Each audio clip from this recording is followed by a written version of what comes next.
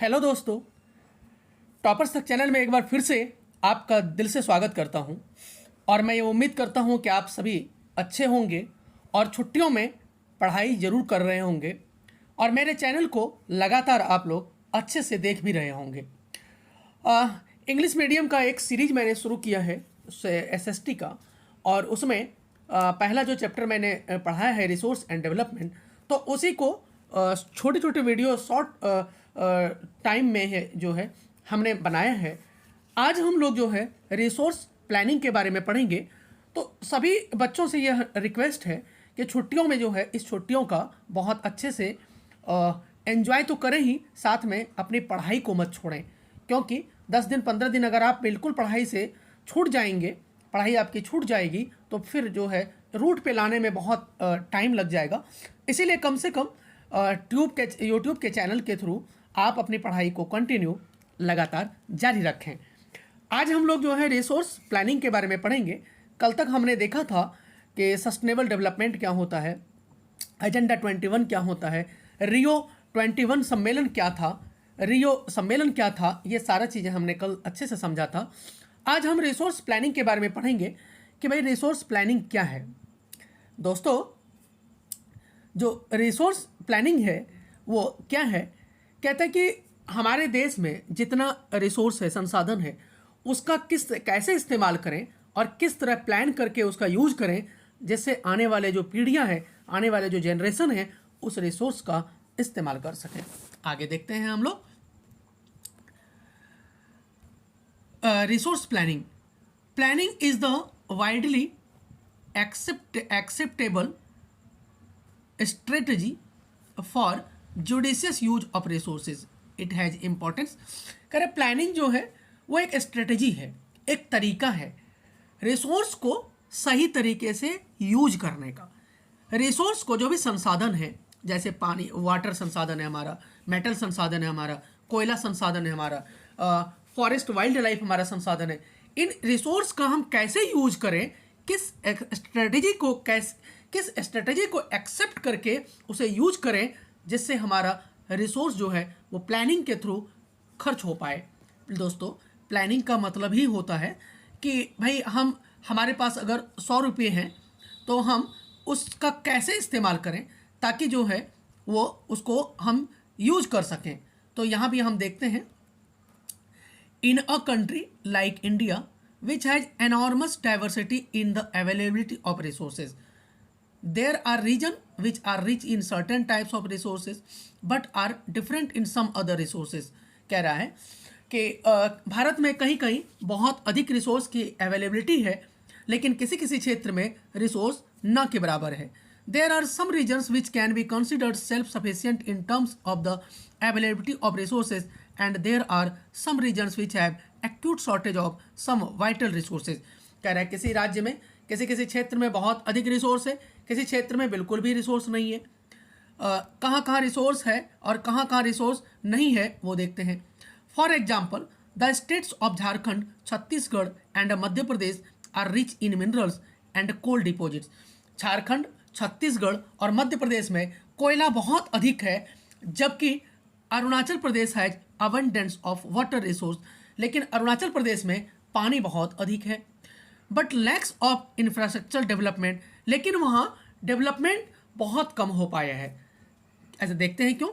The states of Rajasthan is very well. Rajasthan के बारे में देखा ही होगा, राजस्थान कितना अच्छा राज्य है, स्टेट्स है। तो राजस्थान कह रहा है very well endowed with solar and wind energy. Rajasthan में सोलर एनर्जी और विंड एनर्जी की बहुत अधिक संभावनाएं हैं। जैसे ये हमारा राजस्थान, ये हमारा गुजरात है, ये जो राजस्थान वाला एरिया है, राजस्थान में विंड एनर्जी और सोलर एनर्जी। विंड एनर्जी का मतलब होता है हवा से टरबाइन जब घूमता है उससे बिजली बनती है, और सोलर एनर्जी क्या है कि जब सूर्य की किरणें आती है उससे बिजली बनती है। तो इन दोनों राज्यों में बहुत अधिक संभावना है, लेकिन दूसरे राज्यों में इस तरह की पॉसिबिलिटी नहीं है। कह रहा है but lacks in water resource, the cold desert of Ladakh is relatively isolated from the rest of the country। कह रहा है जो लद्दाख है वो कोल्ड डेजर्ट है, वहाँ पे ठंडा प्रदेश है और पूरे कंट्री से वो बिल्कुल अलग है। It has very rich cultural heritage, जो लद्दाख है वो बहुत अच्छे, वहाँ कल्चरल हेरिटेज है, यानी लाखों करोड़ों की संख्या में लोग जो हैं वहाँ घूमने के लिए टूरिस्ट के रूप में जाते हैं। But it is different deficient in water, लेकिन वहाँ पानी की कमी है। Infrastructure and some vital minerals, infrastructure जो भी चीज़ें हैं वो उसकी कमी है, वाटर मिनरल्स की कमी है। This calls for balanced resource planning for the nation, state, regional, local level. तो किसी राज्य में किसी रिसोर्स की बहुत अधिक है, किसी राज्य में कोई रिसोर्स की कमी है, तो ऐसे में हमें क्या करना पड़ेगा कि भाई जिस राज्य में जो रिसोर्स अधिक है उस राज्य से दूसरे राज्य में जहाँ कमी है उस राज्य को हम दें। यानी जहाँ पानी अधिक है तो वहाँ से पानी हम राजस्थान को, वहाँ से पानी झारखंड को अवेलेबल करवाएं, और राजस्थान में जिस चीज़ की अवेलेबिलिटी है वो उस राज्य से दूसरे राज्य को हम जब रिसोर्स अवेलेबल करवाएंगे तो इसे कहते हैं रिसोर्स प्लानिंग। आगे देखते हैं।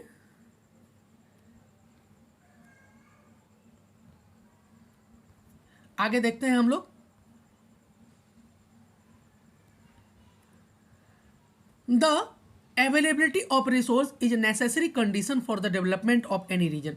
किसी भी राज्य में डेवलपमेंट के लिए रिसोर्स का होना बहुत ज़रूरी है। अगर रिसोर्स नहीं होगा तो उस क्षेत्र का डेवलपमेंट नहीं होगा। But mere availability of resources in the absence of corresponding changes in technology and institution may hinder development। कह रहा है लेकिन mere availability of resources in the absence, जिस क्षेत्र में जिसकी अवेलेबिलिटी की एब्सेंस है, कमी है, तो वहाँ पे हम टेक्नोलॉजी के थ्रू, इंस्टीट्यूशन के थ्रू हम वहाँ पे डेवलपमेंट कर सकते हैं। कह रहा है there are many regions in our country that are rich in resources but are included in economically backward regions। India में कई सारे रीजन्स ऐसे हैं जहां रिसोर्स तो बहुत अधिक है लेकिन वो बैकवर्ड रीजन्स हैं। जैसे झारखंड में धरती के नीचे, छोटा नागपुर प्लेट्यू के नीचे कितना सारा रिसोर्स भरा पड़ा है, लेकिन झारखंड पुअर स्टेट है। इसी तरह से अरुणाचल प्रदेश में पानी की बहुत अधिकता है, अवेलेबिलिटी है, लेकिन फिर भी जो है अरुणाचल प्रदेश बहुत पुअर स्टेट है। तो ऐसा क्या करा जाए कि भाई उन राज्यों में डेवलपमेंट हो। On the contrary there are some regions which have a poor resource base but are economically developed. कह रहा है कुछ राज्य ऐसे हैं जहाँ रिसोर्स की कमी है लेकिन फिर भी डेवलप्ड है, जैसे केरला है। देखते हैं। The history of colonisation reveals that rich resources in colonies were the main attraction for the foreign investors. हमारे देश में क्या हुआ कि हमारे देश में जितने विदेशी कंपनी आए, विदेशी जो लोग आए, वो केवल उसके आने का एक ही रीजन था कि हमारा देश जो है वो रिसोर्स के मामले में धनी था। यानी इसीलिए कहा गया था कि भारत को सोने की चिड़िया। तो कई सारे बच्चे कहते हैं कि इसका मतलब सोने की चिड़िया था क्या सर? सोने की चिड़िया का मतलब है हमारे देश में मसाले, हमारे देश में सूती कपड़े, हमारे देश में कई सारे वैरायटी के कपड़े जो है, सिल्क कपड़े, क्लॉथ्स, ये सारे बहुत अधिक मात्रा में मिलते थे। तो इसीलिए हमारा देश शुरू से ही डेवलप रहा और विदेशी जो लोग हमारे देश में आए व्यापार करने के लिए, उसका रीजन यही था कि हमारे देश में रिसोर्स बहुत अधिक था। कह रहा है it was primarily the higher level for technology development of the colonizing countries that helped them to exploit resources of other regions and establish their supremacy over the colony. Therefore, resources can contribute to development only when they are accompanied by appropriate technological development and institutional changes. अगर कह रहा है अगर कहीं कोई change करना हो, development लाना हो, तो उसके लिए हमें टेक्नोलॉजी का यूज करके हमें जो है रिसोर्स को डेवलप करना पड़ेगा, तभी हम उस कंट्री को, उस स्टेट को डेवलप कर सकते हैं। India has experience all this in different phase of colonisation. India ने जितने 200-250 साल जो गुलाम रहा, उसमें अनेक तरह के हमने फेज को देखा है। फेज का मतलब होता है कि कई जो रूलर आए, कई जो वाइसरॉय आए, तो वाइसराय ने डेवलपमेंट किया, लेकिन कई सारे वाइसराय ने यहाँ फुट डालो और राज करो की नीति भी चलाई।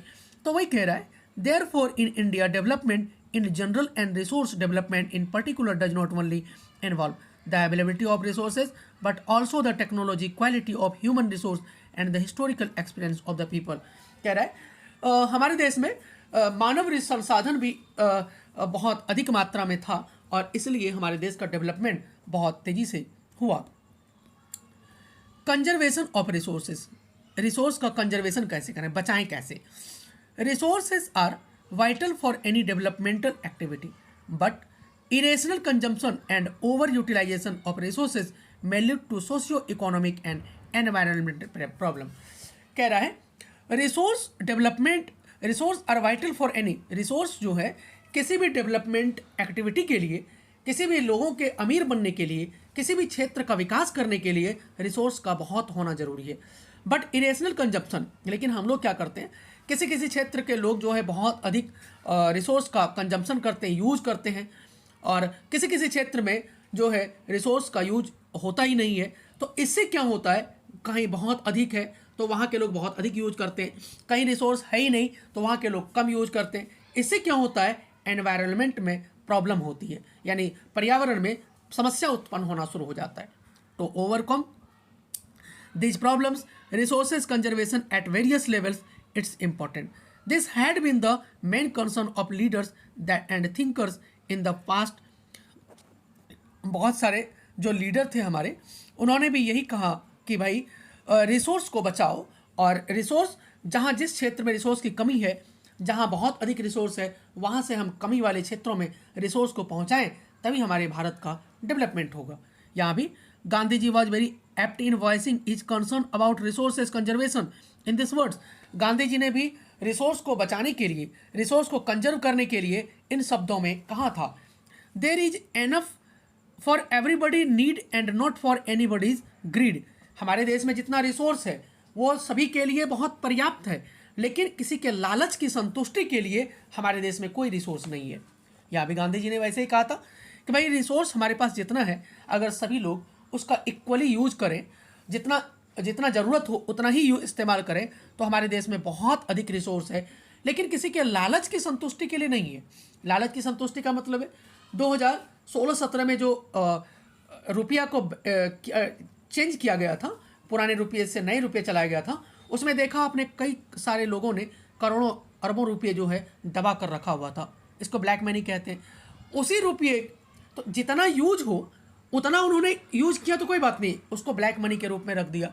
अब वो मनी ना उसके इस्तेमाल हो रहा है, ना सरकार के लिए इस्तेमाल हो रहा है। तो ऐसे कंडीशन में जिस भी रिसोर्स, जितना रिसोर्स का यूज हो उतना ही करें, और उसको अपने पास जमा मत करें, स्टॉक मत करें, वेस्ट मत करें। जितना इस्तेमाल हो, जितना यूज हो उतना यूज करें। गांधी जी ने ऐसा ही कहा। कह रहा है ही placed the greedy and selfish individuals and exploitative nature of modern technology as the root cause of resources depletion at the global level। कह रहा है कि उन्होंने कहा लालची और स्वार्थी लोगों के लिए, लालची और स्वार्थी लोगों के लिए रिसोर्स, जब लालची और स्वार्थी लोग जो है रिसोर्स का बहुत अधिक इस्तेमाल यानी जमा करना शुरू कर देते हैं, स्टॉक करना शुरू कर देते हैं, तो इससे पूरे धरती पर समस्या होनी शुरू हो जाती है। He was against mass production and wanted to replace is with the production by the masses.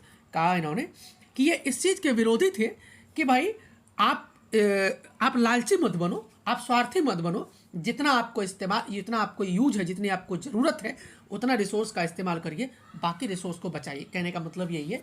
Example से ऐसे समझो कि जैसे वाटर है, कोई व्यक्ति 10 बाल्टी पानी में नहा रहा है, 2-4 बाल्टी पानी जो है फालतू बर्बाद कर देता है, लेकिन उसी पानी के लिए राजस्थान और झारखंड के लोग तरस जाते हैं। तो हम इस रिसोर्स का, और हमें पता है सभी व्यक्ति को कि भाई प्योर वाटर जो है 1 से 1.5% धरती पर बचा हुआ है। अगर इसी तरह से हम रिसोर्स का दुरुपयोग करते रहे, बर्बाद करते रहे, तो आने वाले 50-100 सालों में पीने लायक जल नहीं बचेगा या शॉर्टेज हो जाएगा। तो ऐसे में जो आने वाले लोग होंगे, आने वाले जो फ्यूचर जनरेशन होगा, उसका विकास रुक जाएगा, उसका डेवलपमेंट रुक जाएगा। तो इसीलिए जितना यूज हो उतना ही रिसोर्स का इस्तेमाल किया जाए। आगे देखते हैं। At the international level the club of, चलिए आगे देखते हैं। At the international level the club of Rome advocated resource conservation for the first time in more systematic way in 1968। कह रहा है इंटरनेशनल लेवल पे रिसोर्स को बचाने का प्रयास कब किया गया, उसको देखते हैं, हम लोग समझते हैं। 1968 में सिस्टमैटिक तरीके से रिसोर्स को कंजर्व करने का, बचाने का पहला बार प्रयास किया गया। कहाँ पे? सब्सिक्वेंटली इन 1968 में कहाँ किया गया था? क्लब ऑफ रोम में। रोम जो है इटली की राजधानी है, और वहीं पे क्लब ऑफ रोम में रिसोर्स को बचाने के लिए पहले बार इंटरनेशनल लेवल पे विश्व के सभी देशों के कुछ लोगों के प्रयास से रिसोर्स को बचाने का एक बार प्रयास किया गया था। उसके बाद कब किया गया? 1974 Gandhian philosophy was once again presented by Schumacher in his book small is beautiful. Gandhian philosophy, एक व्यक्ति था जो गांधी जी को फॉलो करता था और गांधी जी के बारे में लिखता था, और उनका नाम था सुमेसर। सुमेसर साहब ने स्मॉल इज ब्यूटीफुल एक बुक लिखा, और उसमें उसने रिसोर्स को बचाने का एक लॉजिक दिया कि कैसे हम रिसोर्स को बचा सकते हैं, कैसे रिसोर्स को कंजर्व कर सकते हैं, कैसे रिसोर्स को एक हाथों में ना रोक करके सभी लोगों के बीच इक्वल रूप से डिस्ट्रीब्यूशन हो। तो ऐसा प्रयास जो है उन्होंने अपने बुक में इसके लिए लॉजिक दिया, सुमेसर साहब ने। The seminal contribution with respect to resource conservation at the global level was made by the Brundtland Commission report in 1987। ब्रुटलैंड report 1987 में एक रिपोर्ट आया, और ब्रुटलैंड कमीशन रिपोर्ट ने यह रिपोर्ट में अपने कहा कि हम रिसोर्स को कैसे कंजर्व कर सकते हैं, रिसोर्स को कैसे बचा सकते हैं, और रिसोर्स को कैसे इक्वल डिस्ट्रीब्यूशन किया जाए। इस रिपोर्ट में क्या कहा गया था, देखते हैं। This report introduced the concept of sustainable development, यानी इस रिपोर्ट में सस्टेनेबल डेवलपमेंट का पहले बार कॉन्सेप्ट डिस्कस किया गया। कौन सस्टेनेबल डेवलपमेंट मैंने बता रखा है कि रिसोर्स सस्टेनेबल डेवलपमेंट क्या है कि जितना इस्तेमाल हो, जितना ज़रूरत हो उतना ही रिसोर्स इस्तेमाल करें।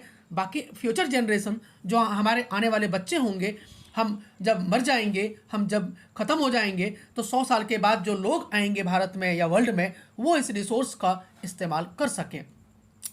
And advocated it as a means for resource conservation, और इसको उन्होंने रिसोर्स कंजर्वेशन का नाम दिया, यानी संसाधन को बचाने का तरीका बताया। Which was subsequently published in a book entitled our common future, यानी उन्होंने रिसोर्स को बचाने के लिए जिस बुक में लिखा, उस बुक का टाइटल दिया आवर कॉमन फ्यूचर, यानी हमारा आने वाला future. Another significant contribution was made at the earth summit at Rio de Janeiro Brazil. Rio de Janeiro Brazil में अर्थ समिट हुआ था, जिसमें धरती को बचाने के लिए, पृथ्वी को बचाने के लिए रियो डी जेनेरो में एक मीटिंग किया गया था। और मैंने इसको बता चुका हूँ कि वहाँ 100 से अधिक कंट्री के प्राइम मिनिस्टर और प्रेसिडेंट उपस्थित हुए थे, और उसमें एजेंडा 21 जो था, उसमें सभी कंट्री के लोगों ने अपने अपने कंट्री में 21 प्रकार के रूल रेगुलेशन को लागू किया, और धरती को बचाने का एक ज़बरदस्त तरीके से प्रयास किया गया। आगे हम लोग देखते हैं लैंड रिसोर्सेस। मिट्टी जो है वो रिसोर्स कैसे है, धरती हमारा रिसोर्स कैसे है, उसको हम लोग थोड़ा अच्छे से समझते हैं। थोड़ा अगर स्पीड ज़्यादा हो, क्योंकि स्लो स्पीड में बहुत सारे बच्चे कमेंट करते हैं कि सर बहुत स्लो स्पीड से पढ़ाते हो, तो इसीलिए अगर स्पीड ज़्यादा हो तो आप कमेंट करके कह सकते हो, तो थोड़ा मैं अपनी स्पीड को कम करूँगा दोस्तों। बाकी मुझे नहीं लगता कि ये स्पीड बहुत ज़्यादा है, क्योंकि स्लो स्पीड में फिर आपको भी बोरियत लगेगा। तो चलिए लास्ट तक वीडियो को ज़रूर देखें, और तभी आपका एक कॉन्सेप्ट बन पाएगा। ये केवल वीडियो जो है ये केवल 10th के लेवल का नहीं है। जिस बच्चे का एम जो है बहुत ऊंचा है, जो बच्चे अच्छे लेवल की IAS वगैरह की तैयारी करना चाहते हैं, उसके लिए ये बेस्ट है। और दोस्तों 6ठी से लेकर के 10th तक की NCERT आपको डिटेल में पढ़ना ही पड़ेगा। आगे कोई भी कंपटीशन का तैयारी करेंगे तो ये आपके लिए एक बहुत अच्छा अपॉर्चुनिटी है कि आप एक एक लाइन बाय लाइन आपको टीचर के द्वारा समझाया जा रहा है, और जहाँ भी दिक्कत हो, जहाँ भी प्रॉब्लम हो, तो आप वहाँ पे कमेंट सेक्शन में जाके कमेंट कर सकते हैं। चलिए आगे चलते हैं। वी लिव ऑन लैंड, हम कहाँ रहते हैं, हम लोग कहाँ रहते हैं, धरती पर, मिट्टी में। We perform our economic activities on land and we use it in different way. कह रहा है वी परफॉर्म, हम लोग कोई भी काम करते हैं, आर इकोनॉमिक एक्टिविटीज, कोई भी इकोनॉमिक एक्टिविटीज हम लोग परफॉर्म करते हैं ऑन लैंड, कहाँ पे करते हैं, धरती पर, मिट्टी पर, अर्थ पर, and we use it in different ways, और इस मिट्टी का, इस धरती का हम लोग अनेक तरीके से, अलग अलग तरीके से, डिफरेंट तरीके से इसका यूज करते हैं। क्या क्या डिफरेंट तरीके से यूज करते हैं अभी देखते हैं, हालांकि थोड़ा बता देता हूँ। एक तो घर बनाने में करते हैं, दूसरा हम लोग फसल उगाने में करते हैं, तीसरा पेड़ पौधे लगाने में करते हैं। तो कई तरीके से हम अर्थ का, लैंड का, मिट्टी का, रिसोर्स का इस्तेमाल करते हैं। आगे है दोस्तों, दस land is a natural resource of utmost importance. धरती जो है, लैंड जो है, मिट्टी जो है, पृथ्वी जो है, हमारा नेचुरल रिसोर्स का एग्जाम्पल है और हमारे लिए इम्पोर्टेंस भी है। It supports natural vegetation, wild life, human life, economic activities, transport and communication systems. कोई भी एक्टिविटी करते हैं तो हम धरती पे रह के ही करते हैं, आकाश में तो कर नहीं सकते हम लोग।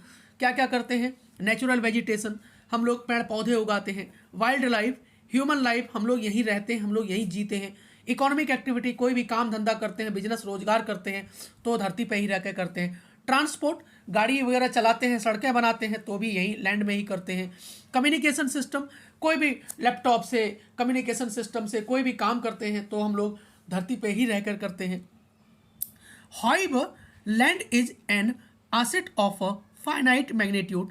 Therefore, it is important to use the available land for various purpose with careful planning. जिस तरीके से प्रकृति के द्वारा, नेचर के द्वारा हमें धरती प्रदान किया गया है, तो उसी हिसाब से हमारे लिए तो बहुत इम्पोर्टेंस है।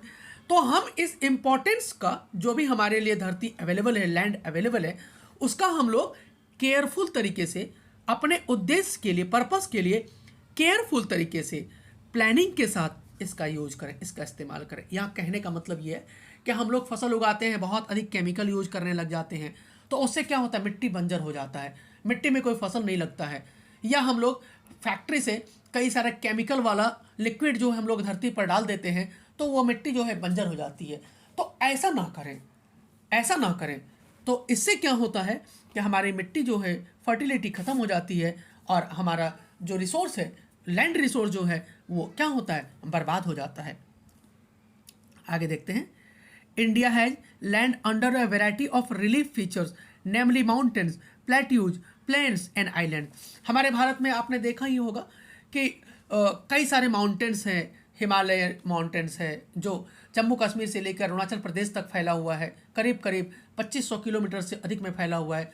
फिर अरावली रेंज है, आपने देखा ही होगा।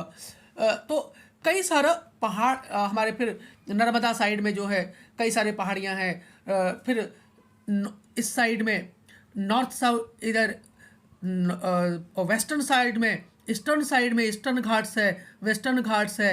या राजस्थान में अरावली पर्वतमाला है, यहाँ हिमालय पर्वतमाला है, जम्मू कश्मीर से लेकर के अरुणाचल प्रदेश तक। तो ये जो है हमारे कंट्री में कई सारे पहाड़ पर्वत है। प्लेट्यूज है, छोटा नागपुर प्लेट्यू, यहाँ देखो ये छोटा नागपुर प्लेट्यू, झारखंड, उड़ीसा, छत्तीसगढ़, वेस्ट बंगाल, बिहार में 800 किलोमीटर में ये जो रेंज में छोटा नागपुर प्लेट्यू फैला हुआ है। तो इस प्लेट्यू के नीचे कितना सारा रिसोर्स भरा पड़ा है। तो वही कह रहा है about 43% of land area is plain. हमारे भारत में क्या है, हमारे इंडिया में क्या है, 43% जो एरिया है लैंड का वो प्लेन है, समतल है, ऊंचा नीचा नहीं है, बिल्कुल समान है, सपाट है। Which provides facilities for agriculture and industry. और वो 45% लैंड, 43% लैंड क्या करता है, हमें खेती करने के लायक ज़मीन उपलब्ध कराता है और हमने उसी ज़मीन पर इंडस्ट्री भी लगाया हुआ है। लाखों इंडस्ट्री हमारे इंडिया में लगे हुए हैं। Mountains account for 30% of the total surface area of the country. हमारे भारत के जितने परसेंट, 100% एरिया में 30% सरफेस पर माउंटेन्स है। यानी माउंटेन्स का मतलब होता है माउंटेन मतलब पहाड़ और पर्वत है।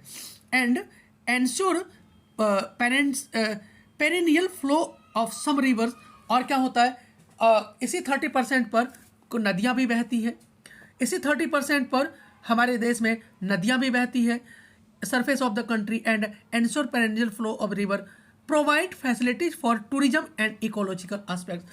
और इसी 30% में कई सारे लाल किला बने हुए हैं, राजघाट बना हुआ है, मुंबई गेटवे ऑफ इंडिया बना हुआ है, इतने सारे टूरिस्ट प्लेस बने हुए हैं जिससे लाखों लोग जो है, लाखों नहीं बल्कि करोड़ों लोग जो है अमेरिका, फ्रांस, ब्रिटेन यानी विदेशी लोग जो है हमारे देश में टूरिस्ट के रूप में, टूरिज्म के रूप में हमारे देश में आते हैं।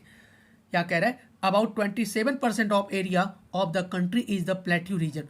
हमारे देश में 27% जो एरिया है टोटल कंट्री का, वो क्या है, प्लेट्यू रीजन में है। प्लेट्यू हमने बता रखा है कि थोड़ा धरती से थोड़ा सा ऊंचा जगह जहां हम लोग खेती करते हैं, जहां हम लोग घर बनाते हैं, जहां हम लोग इंडस्ट्री लगाते हैं, जहां हम लोग कोई पेड़ पौधे उगाते हैं, उसे प्लेट्यू कहते हैं। तो छोटा नागपुर प्लेट्यू, जो छोटा नागपुर 800 किलोमीटर के रेंज में 4-5 राज्यों में फैला हुआ है, उस प्लेट्यू के धरती के नीचे लाखों करोड़ों की संख्या में रिसोर्स भरे पड़े हैं।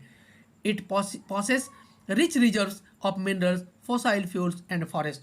कह रहा है कि जो प्लेट्यू होता है उसके नीचे बहुत सारा रिसोर्सेस भरा पड़ा है। देखते हैं हम लोग यहाँ पे 27% जो है वो हमारा प्लेट्यू है। ये वाला क्या है, प्लेट्यू है। यहाँ देखो क्लियर दिया हुआ है। जो ये दोस्तों हमारा ये जो है 30% के आसपास जो हमारा है वो माउंटेन्स एरिया है, माउंटेन्स एरिया है, माउंटेन्स एरिया है। और जो प्लेन्स है वो 43% के आसपास हमारा क्या है, प्लेन्स है, यानी 43% के आसपास प्लेन्स है। तो ये हमने देखा कि किस प्रकार land under important relief features.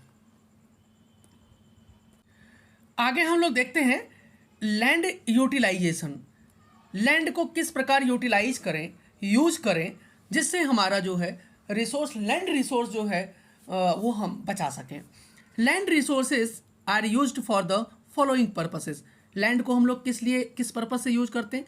पहला तो फॉरेस्ट के पर्पस से, जंगल के पर्पस से, कि भाई अगर धरती पर जंगल नहीं रहेगा तो ऑक्सीजन प्रोड्यूस नहीं होगा, और ऑक्सीजन नहीं होगा, पेड़ पौधे नहीं होंगे, तो आज देख रहे हो पेड़ पौधों की संख्या कम होती जा रही है।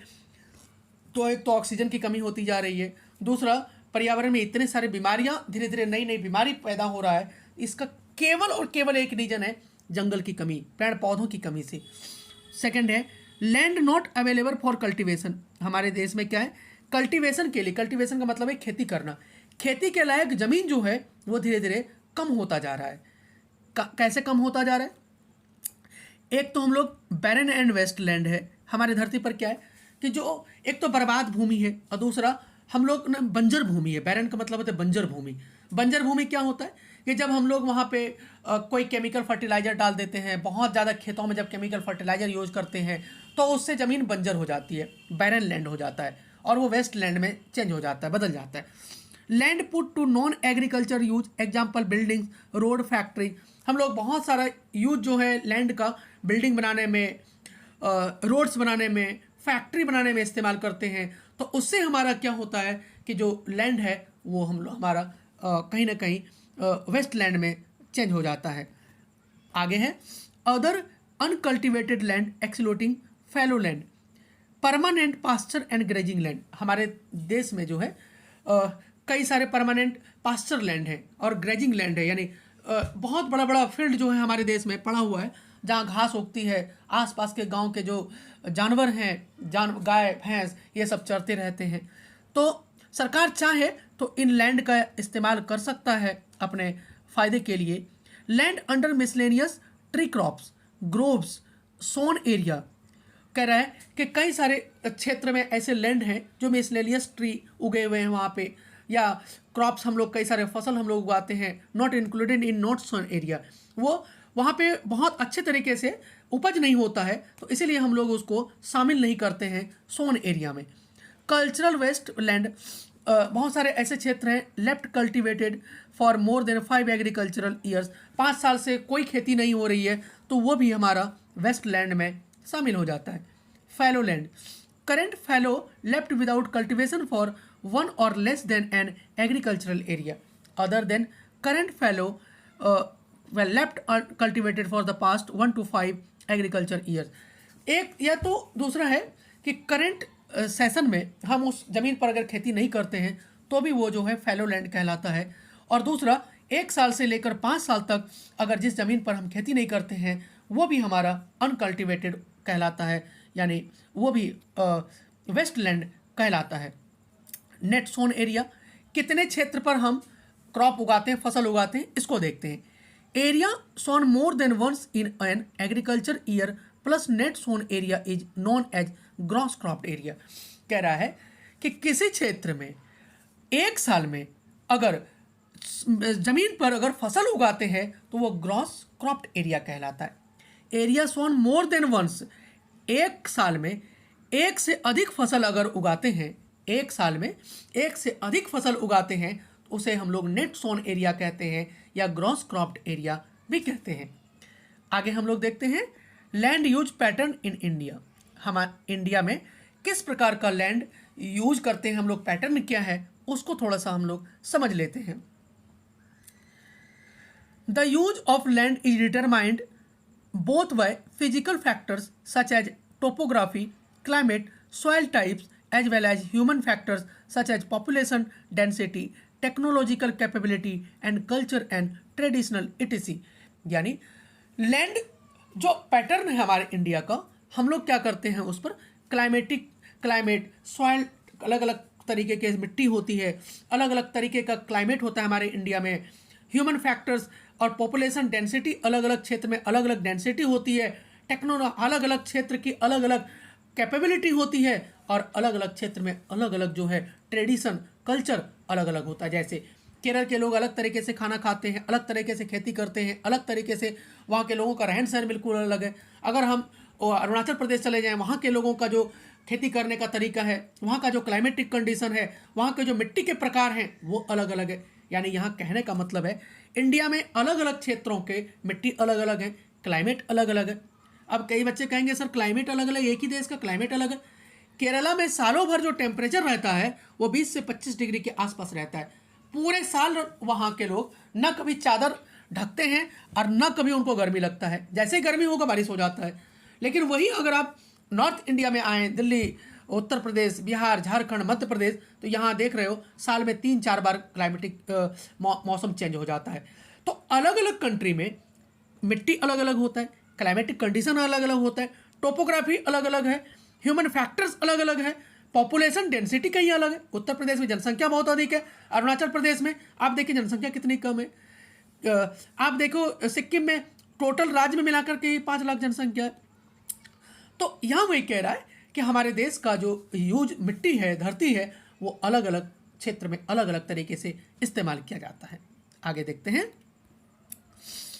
Total geographical area of India is 3.28 million square kilometre. हमारे इंडिया का जो टोटल एरिया है, इंडिया का north south east west total जो एरिया है वो हमने बता रखा है 9th क्लास में कि नॉर्थ से साउथ जम्मू कश्मीर से लेकर तमिलनाडु तक 3214 किलोमीटर लंबा है, और गुजरात से लेकर अरुणाचल प्रदेश तक पूर्व पश्चिम जो एरिया है वो 2933 किलोमीटर है। यानी ये जो है 3214 और ये जो है 2933 किलोमीटर है, 33 किलोमीटर है। तो पूरे भारत का अगर एरिया निकालेंगे तो 3,28,000 यानी 3.28 मिलियन स्क्वायर किलोमीटर हमारे भारत का एरिया है। कह रहा है कि land use data however is available only for 93% of the total geographical area because the land use reporting for most of the northeast states except Assam has not been done fully। यानी पूरे भारत का जो data हम use करते हैं 93% total geographical area का हम लोग यूज करते हैं, क्योंकि जो बहुत सारा असम में है ज़मीन, असम में जो लैंड है, नॉर्थ ईस्ट स्टेट में अरुणाचल प्रदेश, असम, मेघालय, नागालैंड, तो इन सब स्टेट्स में का जो है हम लोगों ने रिपोर्टिंग अच्छे से नहीं कर पाया है और उसका यूज नहीं कर पा रहे हैं हम लोग। Assam has not been done fully. Moreover some area of Jammu Kashmir and occupied by Pakistan and China have also not been surveyed. Jammu Kashmir में कई सारे एरिया ऐसे हैं जो पाकिस्तान के कब्जे में है, बहुत सारे क्षेत्र जो है अरुणाचल प्रदेश का जो एरिया है वो चाइना के कब्जे में है, तो वहाँ पे हम लोग सर्वे नहीं कर पाए हैं। लेकिन अगर देखा जाए तो 93% जो टोटल लैंड है हमारा उसका सर्वे हो चुका है और हम उसमें कहीं ना कहीं कोई ना कोई एक्टिविटी करते हैं। थोड़ा सा हम लोग इसको भी समझ लेते हैं कि ये जो जनरल लैंड यूज कैटेगरीज 1960 से 61 और फिर 2005 से 9 में थोड़ा क्या क्या चेंजिंग आया उसको थोड़ा सा देखते हैं हम लोग। जो हमारे देश में जो फॉरेस्ट था, जो फॉरेस्ट एरिया था वो देखते हैं कितना क्षेत्र में है। 18.11% हमारे इंडिया में जो है वो फॉरेस्ट लैंड था और 2005-6 में हमारे देश में जो फॉरेस्ट एरिया था वो 22% हो गया। थोड़ा सा ध्यान से देखेंगे तो आपको यहाँ से कई सारे क्वेश्चन क्लियर हो जाएंगे। 2005-6 में इसका मतलब है कि हमारे देश में जो जंगल वाला एरिया था, फॉरेस्ट एरिया था, वो 4% के आसपास, 4.5% के आसपास वो बढ़ा है। उसके बाद हम लोग देखते हैं कि जो area under miscellaneous tree crops and groups, ये जो अगर देखेंगे तो ये जो है ये करीब करीब जो है 45% है। लेकिन अगर इसी एरिया को यहाँ देखेंगे 2005-6 में तो ये नॉट सोन एरिया जो था वो कम हुआ है, यानी थोड़ा बढ़ा है। तो यहाँ भी ये चीज़ें हैं। तो इस प्रकार से धीरे धीरे जो है हमारे देश में जैसे बैरन एंड कल्टिवेबल वेस्टलैंड, हमारे देश में जो बैरन एंड कल्टिवेबल लैंड था वो जो है देखो 2005-6 में 12% था, वो 8.61% यहाँ पे कम हो गया है। यानी जो बैरन लैंड, जो अनफर्टाइल लैंड था जहाँ पे हम लोग खेती नहीं करते थे, अब धीरे धीरे उन क्षेत्रों में भी हम लोग खेती करने लगे हैं, यानी घटा है धीरे धीरे। तो इसी प्रकार से धीरे धीरे सभी क्षेत्रों में इम्प्रूवमेंट हमारा हुआ है। हम लोग आगे इसको देखते हैं। द लैंड अंडर द,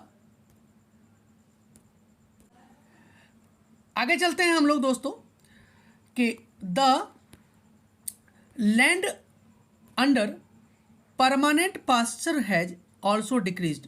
जो पास्चर लैंड था, जो चारागाह भूमि था जहाँ पे लोग जमीन वगैरह भेड़ बकरियों को चराया करते थे, उस लैंड में डिक्रीज हुआ है। यानी पहले ज़्यादा था, यानी फालतू के ज़मीन पड़े हुए थे जिस पर लोग गाय भैंस जानवर चराते थे, लेकिन अब जो है उस ज़मीन पर खेती होने लग गया है।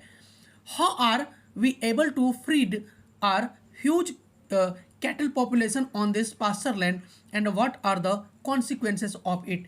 कह रहा है how are able to feed our huge cattle population, इतने ज़्यादा जो हमारे यहाँ देश में भेड़ बकरी हैं, जानवर हैं, वो आखिर किस लैंड पे चरेंगे, किस ज़मीन पर चरेंगे। अगर उन ज़मीन पर खेती होगा, उन ज़मीन पर फसल उगाएंगे, उन ज़मीन पर कोई खेती करेगा, तो जो जानवर हैं हमारे कैटल जो हैं वो किस ज़मीन पर घास चरेंगे। Most of the other than the current fallow lands are either of poor quality of the cost of cultivation of such land is very high। Bharat में कई ऐसे एरिया हैं जहाँ की मिट्टी की जो कैपेबिलिटी है, फर्टिलिटी है, वो बहुत अधिक है। किसी क्षेत्र में बिल्कुल मिट्टी की कोई कैपेसिटी नहीं है, वहाँ फसल लगाओगे तो उगता ही नहीं है, उपज ही कम होता है। तो ऐसे कंडीशन में हमें क्या करना चाहिए वो देखते हैं। Hence these lands are cultivated once or twice in about 2 or 3 years। कुछ ऐसे मिट्टी हैं, कुछ ऐसे लैंड हैं जहाँ साल में दो साल में एक बार खेती होती है या 3 साल में एक बार खेती होती है। In these are included in the net sown area, then the percentage of NSA in India comes to about 54% of the total reporting area. यानी 54% एरिया ऐसा है जहाँ पे कह रहा है 2 to 3 years, 2 या 3 साल में खेती होती है, या 2 या 3 साल में 1-2 फसल उगाया जाता है। ऐसे करीब 54% हमारे देश में एरिया को रिपोर्ट किया गया है। The pattern of net sown area varies greatly from one state to another. It is 80% of the total area in Punjab and Haryana and less than 10% in Arunachal Pradesh, Mizoram, Manipur and Andaman Nicobar Island. कह रहा है 80% total area का 80% area जो है वो तो खेती होता है कहाँ पे, पंजाब और हरियाणा वगैरह में, वेस्टर्न यूपी में, लेकिन 10% एरिया अरुणाचल प्रदेश, मिजोरम और मणिपुर में अगर देखा जाए तो केवल 10% एरिया ही सोन एरिया है, यानी वहाँ 10% ज़मीन पर ही खेती होता है, बाकी ज़मीन जो है वहाँ वेस्टलैंड है। तो आगे कह रहा है forest area in the country is far lower than the desired 33% of geographical area. 33% मिट्टी पर, पूरे भारत के 33% एरिया पर पेड़ पौधे उगने चाहिए, जबकि ऐसा नहीं है इंडिया में। हमारे इंडिया में अभी आपको दिखाया था करीब करीब 22% लैंड पर हमारे यहाँ पेड़ पौधे यानी फॉरेस्ट है, जबकि होना कितना चाहिए 33%। तभी जो है देश में ऑक्सीजन की कमी नहीं होगी, बीमारियां नहीं होगी। तो आगे देखते हैं, कह रहा है it was outlined in the national forest, हमारे देश में नेशनल फॉरेस्ट पॉलिसी 1952 में नेशनल फॉरेस्ट पॉलिसी लाया गया था और इसमें क्या कहा गया था देखते हैं। It was considered essential for maintenance of the ecological balance, यानी इकोलॉजिकल बैलेंस करने के लिए, पूरे पृथ्वी को बचाने के लिए 33% क्षेत्र पर, 33% एरिया पर पेड़ पौधा होना जरूरी है। The livelihood of millions of people who live on the fringe of this forest depends upon, यानी मिलियंस लोगों की जो खुशी है वो पेड़ पौधों के ऊपर, जंगलों के ऊपर डिपेंड करती है। कि भाई कैसे डिपेंड करती है, अगर पेड़ पौधे नहीं रहेंगे तो क्या होगा, ऑक्सीजन नहीं होगा, और ऑक्सीजन नहीं होगा तो बीमारियां होगी। तो खुशी रहने का एक ही तरीका है कि अधिक से अधिक अगर पेड़ पौधे होंगे तभी हम खुश रह सकते हैं, देश हमारा हरा भरा रहे, तभी हम लोग खुश रह सकते हैं। कहता है a part of land is termed as waste land and land put to other non agriculture uses. कई सारा लैंड है जो वेस्ट लैंड कहलाता है और जो नॉन एग्रीकल्चरल के हिसाब से हम लोग उसको यूज करते हैं। कहते हैं wasteland included rocky, arid and desert area and land put to the another non agriculture uses include settlement, roads, railways, industry etc. कह रहा है वेस्टलैंड कौन कौन सा है कि हम लोग कि रोड्स बनाते हैं वो वेस्टलैंड होता है, रेलवे बनाते हैं वो वेस्टलैंड होता है, इंडस्ट्री बनाते हैं वो वेस्टलैंड हो जाता है। Continuous use of land over a long period of time without taking appropriate measure to conserve and manage it has resulted in land degradation। Continue रूप से अगर कोई व्यक्ति कई सालों 8-10 सालों से लगातार उस पर खेती कर रहा है, यानी पानी डाल रहा है, तो उससे भी लैंड डिग्रेडेशन होता है, भूमि का, मिट्टी का पतन होता है, वो मिट्टी खराब हो जाती है। This is in turn has serious repercussion on society and environment. और जब लैंड डिग्रेडेशन होता है तो उससे क्या होता है कि हमारे देश में जब मिट्टी का कटना शुरू हो जाता है, मिट्टी एक जगह से कट करके हटना शुरू हो जाता है, तो उससे क्या होता है कि सोसाइटी में, एनवायरनमेंट में अनेक तरह की समस्याएं शुरू हो जाती है। आगे देखते हैं हम लोग land degradation and conservation measures.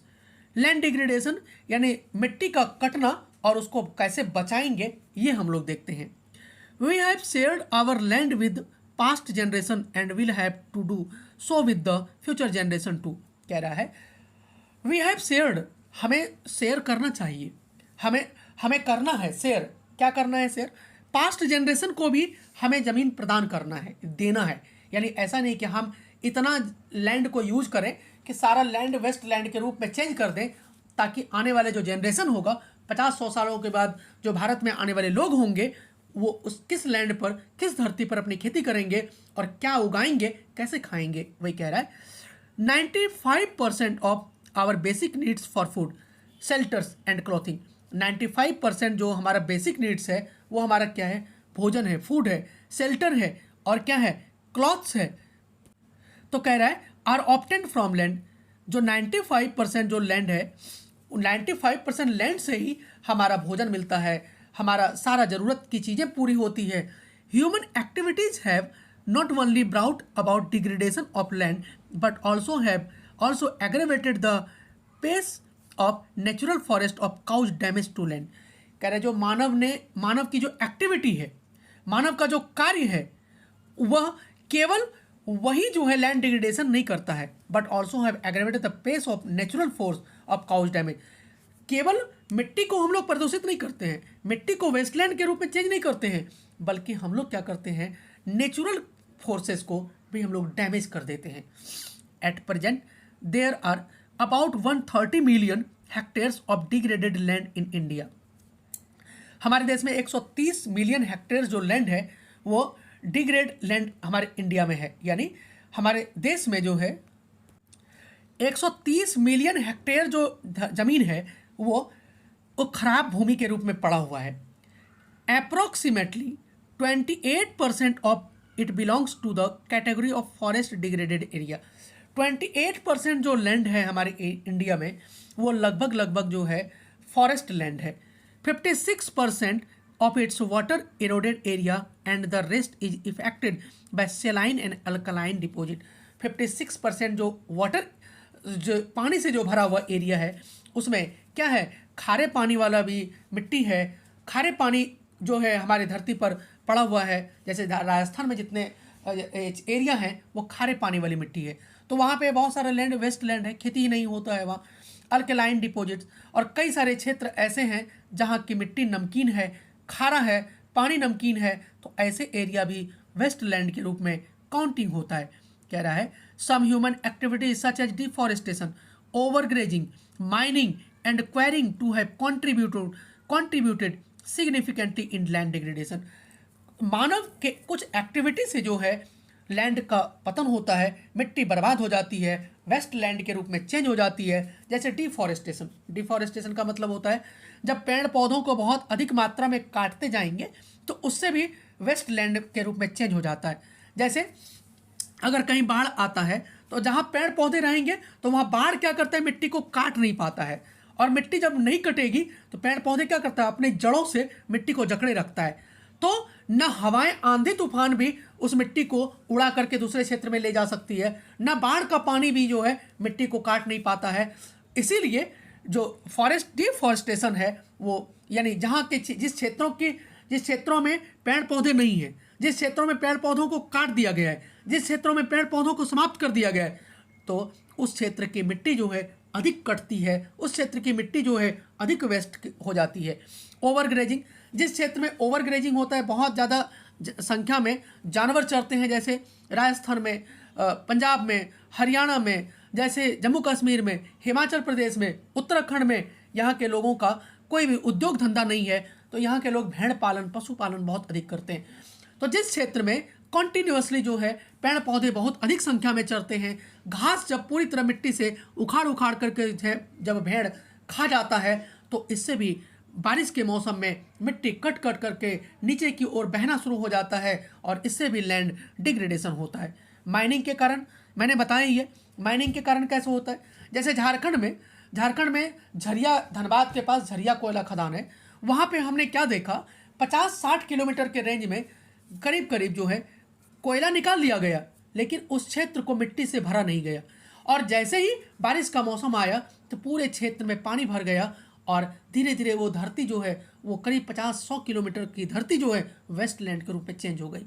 तो जिस भी कंपनी को ठेका दिया जाए माइनिंग करने का, खुदाई करने का, कोयला निकालने का या कोई भी रिसोर्स निकालने का, तो उसको यह भी कहा जाए कि भाई आप इस क्षेत्र में मिट्टी को पूरा समान रूप से बराबर करो ताकि धरती जो है वेस्ट लैंड के रूप में चेंज नहीं हो।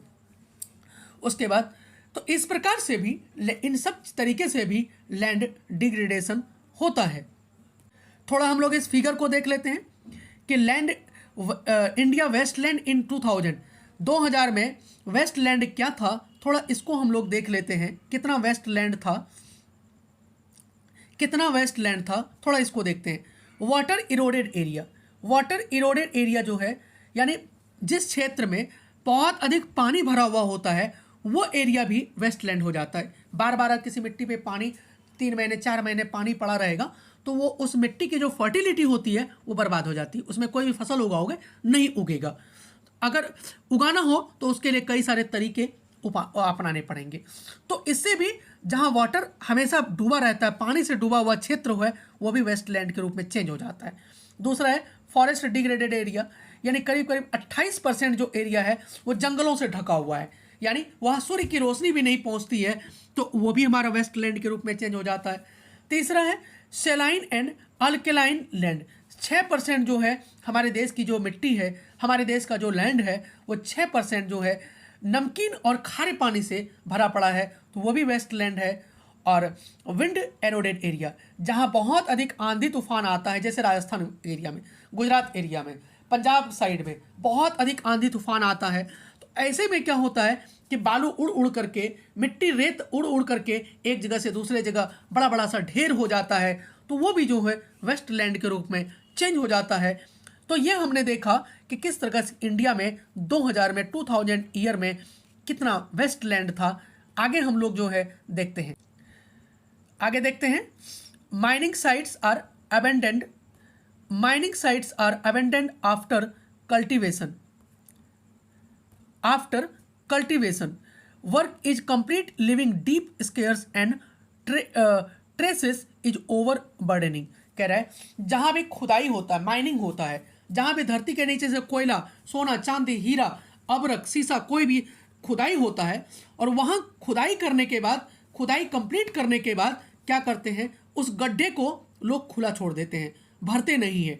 और उससे क्या होता है, in states like Jharkhand, Chhattisgarh, Madhya Pradesh and Odisha, deforestation due to mining have caused severe land degradation.